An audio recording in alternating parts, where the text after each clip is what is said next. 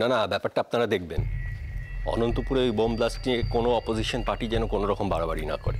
হ্যাঁ, আর দাদার সিকিউরিটি কোথাও যেন কোনো রকম ফাঁক না থাকে। হ্যাঁ, উৎপাত দু একটা হতেই পারে। না না না না না, ঠান্ডা মাথায় হ্যান্ডেল করবেন, একদম ঠান্ডা মাথায় হ্যান্ডেল করবেন। আরে ওরা তো চাইবেই উত্তেজিত হয়ে আরও কিছু কিছু একটা বাঁধাতে, কিন্তু আমরা শান্তিরক্ষক, আমাদের কাজ হচ্ছে শান্তি রক্ষা করা, বুঝলেন? হ্যাঁ, আমায় জানাবেন।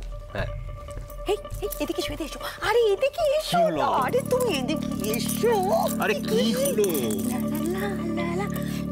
কি আশ্চর্য, কি হয়েছে বলবে তো? খুশি, প্রকাশ, আনন্দের উচ্ছ্বাস। আর এরকম নাচানাচি না করে কিসের আনন্দ, কেন উচ্ছ্বাস সেটা বললেই তো হয়। কি বলবো তোমাকে বলো তো, আমি জাস্ট বুঝতে পারছি না কি বলবো। যা হয়েছে সেটাই বল। কি হয়নি সেটা বলো।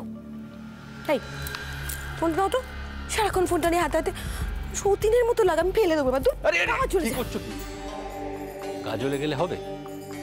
দাদা ভোটের প্রচারে বেরিয়েছে, কোথাও যদি সিকিউরিটি নিয়ে একটু সমস্যা দেখা যায় তাহলে উর্দি খুলিয়ে না পুরো থালা হাতে একেবারে সপরিবারে আমাকে রাস্তায় দাঁড় করিয়ে দেবে।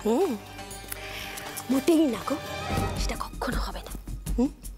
এমন একটা খবর জোগাড় করেছি না, সেটা যদি তুমি দাদার কানে দাও তাহলে তোমার উন্নতি একেবারে বাধা।